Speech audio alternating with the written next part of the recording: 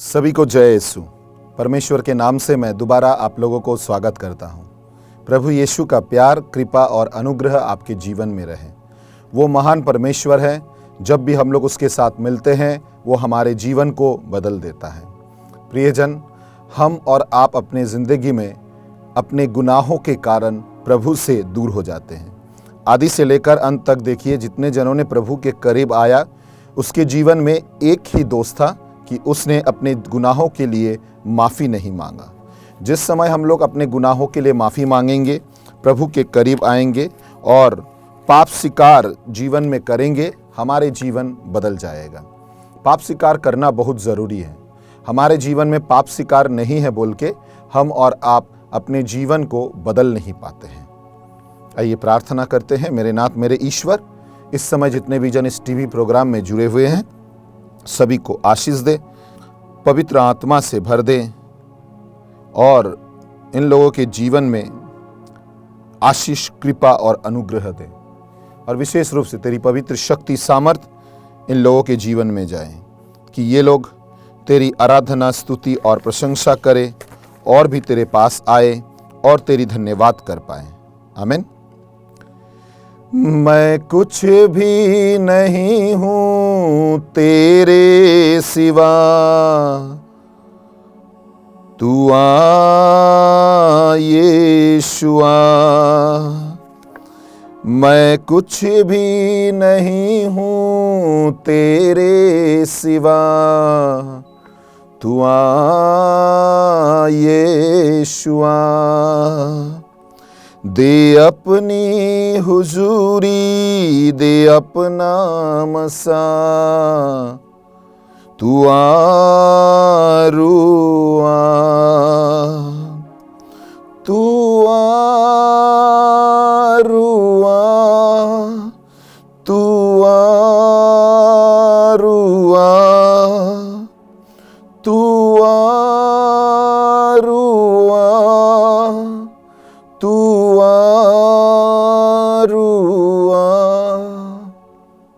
सच में प्रियजन, हमारे जीवन में पवित्र आत्मा की उपस्थिति बहुत ज़रूरी है। पवित्र आत्मा हमें और आपको सिखलाते हैं अपने जीवन में पाप स्वीकार कैसे करना है। जीवन को अगर आगे बढ़ाना है, पाप को स्वीकार करो। बहुत सारे जन, बहुत सारे प्रचारक, बहुत सारे ब्रदर, सिस्टर और फादर, बहुत सारे जन अपने ऐसी जगह पर आकर गिर जाते हैं। शुरू से लेकर अंत तक देखिए, अगर देखेंगे बहुत सारे जन एक ही कारण गिर गए हैं, क्योंकि उन लोगों ने अपने पापों की स्वीकार नहीं की है। जीवन को ऊंचा करना है, अपने गुनाहों की माफ़ी मांगो, प्रभु से जुड़ जाओ, तुम आगे बढ़ पाओगे। आमीन। वचन कहता है शुक्ति का ग्रंथ अध्याय 28 पद संख्या 13, जो अपने पाप छिपाता वो उन्नति नहीं करेगा। समझ गए ना, हमारे जीवन की उन्नति का कारण पाप है। जब हम लोग उसे छिपाते हैं, हमारे जीवन की उन्नति रुक जाते हैं। जो उन्हें प्रकट कर छोड़ देता है उस पर दया की जाएगी। आमीन। उसे छोड़ना बहुत ज़रूरी है। बहुत सारे जन कहते हैं नहीं, मैं और गुनाह नहीं करूँगा। आज के ज़माने के यूथ लोग तो कहते हैं कि मैं तो गुनाह नहीं करता हूँ, मेरा कोई भी गुनाह नहीं है। अगर उन लोगों के जीवन को आप घांट कर देखेंगे, उन लोगों के जीवन में सबसे ज़्यादा गुनाह भरे हुए हैं। इतने ज़्यादा जो पाप, मिस्र के जो पाप, नोहा के समय के जो पाप, वो पाप आज भी हो रहा है, क्योंकि उस पाप से हम और आप निकल नहीं पा रहे। हमारे आदि पिता माता आदम और हवा के जीवन को देखिए। उन लोगों ने क्या गलती की थी? उन लोगों ने फल खा लिया था, मतलब उन लोगों ने ईश्वर के विरुद्ध में आ गए। हो सकता है हम और आप भी, बहुत सारे जन हैं जो घर में अपने पिता के विरुद्ध में जाते हैं। कभी कभी पिता कहते हैं ये मत करो। मेरे पिताजी बहुत बार किया है, एंथनी ये काम मत करो, उसने कहा हम लोग कर देते, करने के बाद क्या, पिताजी गलती हो गया है, मुझे माफ़ कर दीजिए। हजार हो जाए, बहुत सारे चीज़ तोड़ देते हैं, बहुत सारे चीज़ फाड़ देते हैं। मुझे याद है, मैं छोटे उम्र में ऐसे हुआ था कि एक नोट की गड्डी रखी हुई थी, उस नोट के करीबन 25 से 26 नोट में लेकर फाड़ दिया था, क्योंकि मैं छोटा हूँ, मुझे पता नहीं है वो नोट क्या है। पिताजी आकर अपने सर में हाथ रखकर ठुकरा रहे, अरे क्या कर दिए, इस नोट की गड्डी को क्यों फाड़े हो, ये ज़रूरी है, इससे सामान खरीदते हैं। मैं तो डर गया था, छिप गया था, लग रहा था कि चलो अभी पिताजी बहुत डांटेंगे और मारेंगे। मगर मेरे मुंह से सिर्फ एक ही शब्द निकला, पिताजी मुझे माफ़ कर दीजिए, मुझे पता नहीं है ये क्या है। ये बात सुनकर मेरे पिताजी मुझे आलिंगन कर लिए, अपने साथ जोड़ लिया। उसने कहा ठीक है, कोई बात नहीं है, फट गया, चलो नया फिर से हम वो कर लेंगे, तुम कुछ मत सोचो।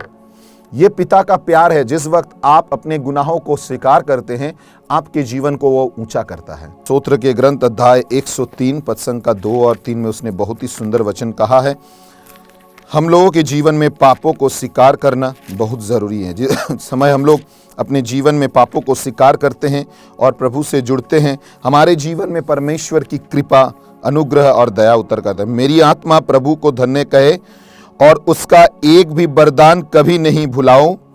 वो तेरी सभी अपराधों को क्षमा करता है और तेरी सारी दुर्बलताओं दूर करता है। आमीन। हम लोगों के जीवन में बहुत सारे दुर्बलता इसी कारण है, बीमारी इसी कारण है, क्योंकि हमारे जीवन में पाप बैठा हुआ है। आपके जीवन की पाप को छोड़ना बहुत ज़रूरी है। आदम और हवा दोनों ने एक ही गलती की थी, उन लोगों ने फल खा लिया। उन लोगों को समझ नहीं आई इस फल खाने के बाद मुझे क्या करना चाहिए। उन लोगों ने जब परमेश्वर सामने आए, पिताजी जब सामने आए, उन लोगों ने पिताजी को देखकर एक दूसरे के बारे में बोलने लगे। आज के इस जगत भी एक ही काम करते हैं, मैं तो गुनाह नहीं करता हूं, वो जो है ना वो मेरे साथ में है, उसके कारण मैंने किया। मेरे दोस्त ने मुझे नशा करना सिखाया है, मेरे दोस्त ने मुझे गंदे चीज़ों में व्यस्त किया है, मेरे दोस्त ने मुझे ये गंदे रास्ते पर लेकर गया, मेरे दोस्त ने मुझे समझाया है। हम लोग पहले ही दोष कर देते हैं कि मैंने कुछ नहीं किया, उसने मुझे समझाया है।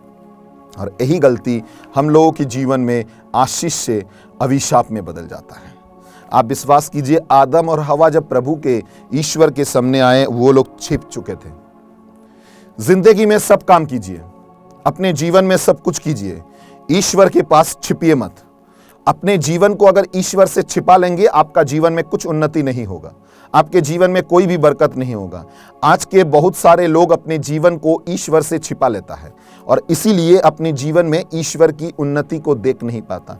एक छोटी सी उदाहरण और जीवित उदाहरण देता हूं, सुनिए।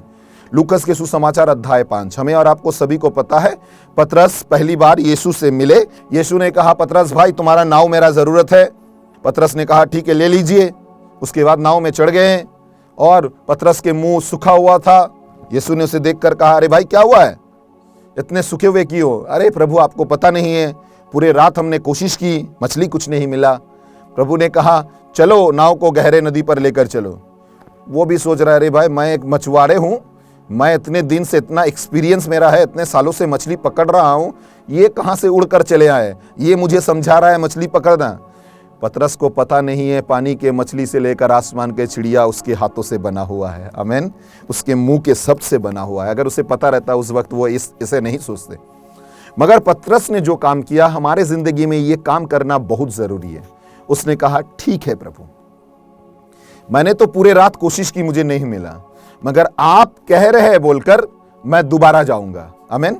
जिस वक्त हम लोग परमेश्वर की बातों को सुनकर आप कह रहे हैं बोलकर दोबारा आगे बढ़ते हैं, उस वक्त हमारे जीवन में परमेश्वर की सामर्थ उतर कर आती है।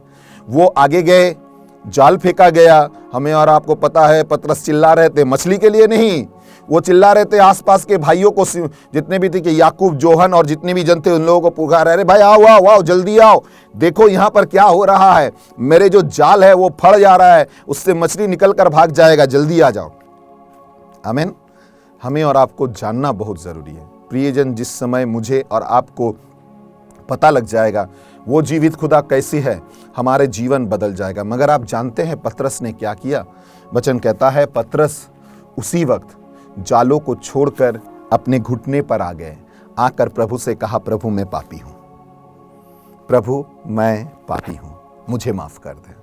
उसने ये नहीं देखा नाव में कितने मछली उठ रहे हैं, उसने ये नहीं देखा मेरा एक नाव नहीं, मेरे भाइयों का 4 नाव भर गया है मछली से। उसने ये नहीं देखा कि सारे साल की पैसा मुझे इनकम हो गया है, चलो और कुछ नहीं, अच्छा व्यक्ति मिला है, ये एक बार में इतना मछली पकड़ा दिया है। उसने ये देखा कि मेरे जीवित खुदा मेरे सामने में है। उसने अपने गुनाहों के लिए माफी मांग ली। उसने कहा प्रभु मुझे माफ कर दे। प्रभु ने क्या कहा इसके उत्तर में सुन लीजिए। जब भी आप माफी मांगते हैं ना, आपके जीवन में जब आप माफी मांगते हैं, आप प्रभु के करीब आते हैं। प्रभु ने पतरस से कहा, पतरस सुन लो, आज से तुम और मछली नहीं, तुम मनुष्य को पकड़ोगे। आमीन। आज से तुम और मछली नहीं, तुम मनुष्य को पकड़ोगे। वरदान, जब भी हम लोग माफी मांगते हैं हमारे जीवन में वरदान आते हैं। जब भी हम लोग माफी मांगते हैं हमारे जीवन में खुशियां आता है। जब भी हम लोग माफी मांगते हैं हमारे जीवन में बरकत आती है। जब भी हम लोग माफी मांगते हैं हमारे जीवन में ईश्वर की उपस्थिति आता है। माफी मांगना बहुत जरूरी है। माफी हमारे जीवन को जोड़ देता है। क्यों मैं आपसे कह रहा हूं कि इतने बार माफी मांगो, माफी मांगो, पाप स्वीकार करो कि जीवन में जरूरी है। पाप स्वीकार करना जीवन में जरूरी है। क्यों बता रहे हैं? सुनिए, मैं एक कहानी बता रहा हूं।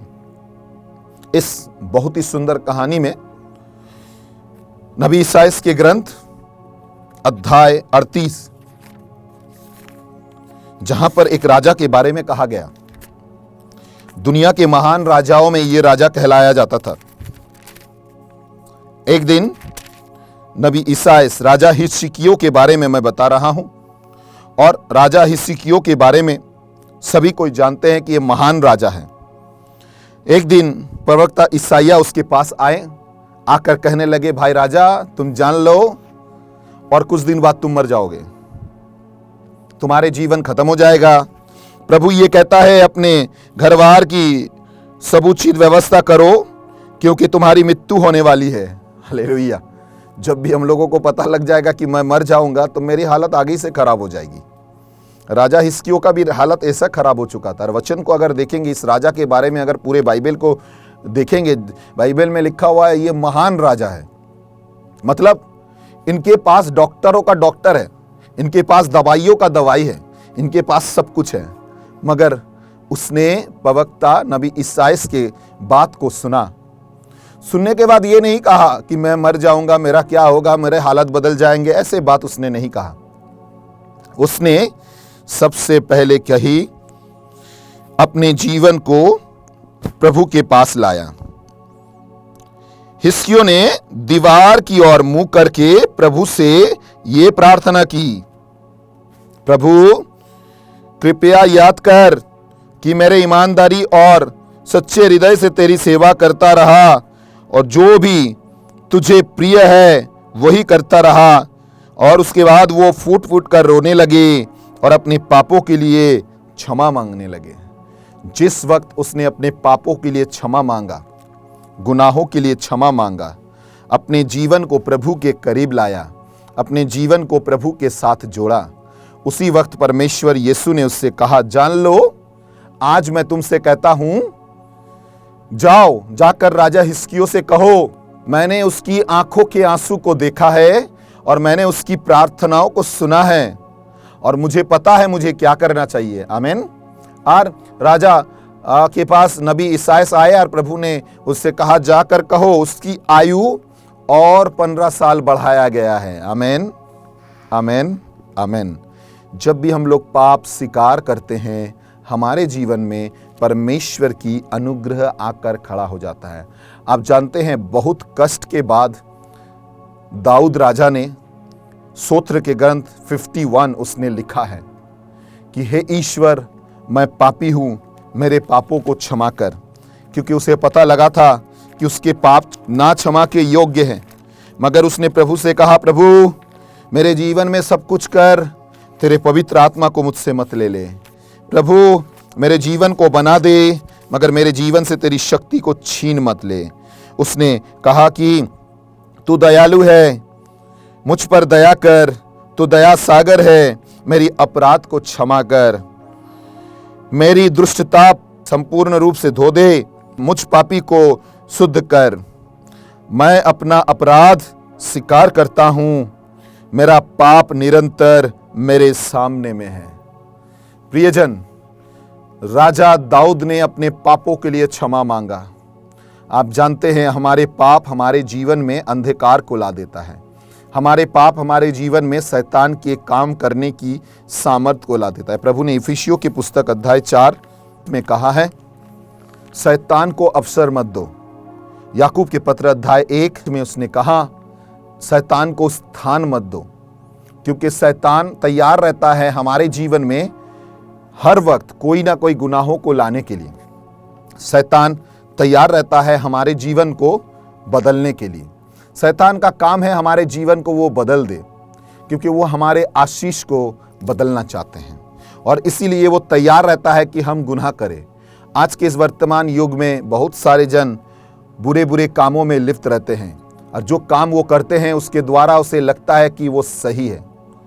बहुत सारे गुनाह हैं जिसके माफ़ी मांगते नहीं हैं, एक एक पाप, और वो सोचते हैं कि मैं गुनाह कर रहा हूँ, कोई बात नहीं है, इसके बाद मैं स्वर्ग में पहुँच जाऊँगा, मैं प्रभु के पास आऊँगा, मिलूँगा और प्रभु मुझे स्वर्ग में उठा लेंगे। नहीं, आपको वक्त भी नहीं मिल सकता है। लूकस के सुसमाचार अध्याय 12 में एक कहानी लिखा हुआ है। उस व्यक्ति ने अपने जीवन में सब कुछ संचय किया और उसने अपने मन से कहा, हे मन, आनंद मनाओ, खुशी मनाओ, क्योंकि तुम्हारे पास सब कुछ है। यार प्रभु ने कहा, अरे मूर्ख, तुझे पता नहीं है आज ही रात को मैं तुझे उठा लूंगा और तेरे जीवन से सब कुछ नष्ट हो जाएगा। आमीन। बहुत सारे जन ये सोचते हैं पाप स्वीकार नहीं करने से, विशेष रूप से यूथ लोग सोचते हैं पाप स्वीकार नहीं करने से कुछ नहीं होगा, करना नहीं चाहिए। क्या होगा पाप स्वीकार करके? जीवन के पापों को स्वीकार करके क्या लाभ है? मैं एक वचन से द्वारा आपको समझाना चाहता हूं। पहला कुरिन्थियों की पुस्तक अध्याय 6 पद संख्या 8। पहला कुरिन्थियों की पुस्तक अध्याय 6 पद संख्या 8, जहां पर उसने बहुत ही सुंदर वचन हमारे और आपके लिए कहा है। आमीन। पद संख्या 8, उल्टे आप स्वयं अन्याय करते हैं और दूसरों को हानि पहुंचाते हैं और वे आपके भाई है। क्या आप ये नहीं जानते हैं कि अन्याय करने वाले ईश्वर के राज्य के अधिकारी नहीं होंगे? पाप करने वाले ईश्वर के राज्यों की अधिकारी नहीं होंगे। धोखे में ना रहो। संत पौलुस हमें और आपको समझा रहा है, मेरे प्रिय, धोखे में ना रहो और व्यभिचारी, मूर्ति पूजा, परस्त्रीगामी, लौंडे और पुरुषगामी, चोर, लोभी, शराबी, निंदुक और धोखेबाज ईश्वर के राज्य के अधिकारी नहीं होंगे। आप लोगों में कुछ ऐसे भी थे, किंतु आप लोगों ने स्थान किया है। आप पवित्र किए गए और प्रभु यीशु मसीह के नाम पर और हमारे ईश्वर के आत्मा द्वारा आप पाप मुक्त किए गए हैं। आमीन। पापों से आपको मुक्ति मिला है। आमीन। आपको नया जीवन दिया गया है। आप ये जान लीजिए, आपके जीवन में अगर ऐसा कोई भी गुनाह है उसे त्यागिए। इस गुनाह के बारे में दूसरे कोई दिन में प्रवचन में जरूर बोलूंगा, मगर मैं आप लोगों से बताना चाहता हूं, जान लीजिए ये सब गुनाह हमारे जीवन में, व्यक्तिगत जीवन में बसा हुआ है और हम सोचते हैं नहीं चलो ठीक है, क्या होगा, गुनाह है तो क्या हुआ है, कुछ बात नहीं है, गुनाह से कोई बात नहीं है, मेरे गुनाह मेरे लिए कारण नहीं बनेगा, मैं माफ़ी मुझे मिल जाएगी और मैं ठीक हो जाऊंगा। आमीन। मैं आपसे कहता हूं, अगर आपको लग रहा है आपके जीवन में पाप है और उस पाप के द्वारा आप जीवित रोटी को ग्रहण कर रहे हैं, आपके जीवन में प्रभु यीशु की रोटी प्रवेश कर रहा है, आप चर्च जा रहे हैं और प्रभु की आराधना, स्तुति और प्रभु के वचन को पापों के रूप से ग्रहण कर रहे हैं, आपके जीवन में परेशानी आकर खड़ा हो जाएगा। पहला कुरिन्थियों की पुस्तक अध्याय 11 पद संख्या 27, जहां पर उसने कहा, आमीन, इसलिए जो अयोग्य रीति से वो रोटी खाता है, प्रभु का प्याला पीता है, वो प्रभु के शरीर और रक्त के विरुद्ध अपराध करता है। आमीन।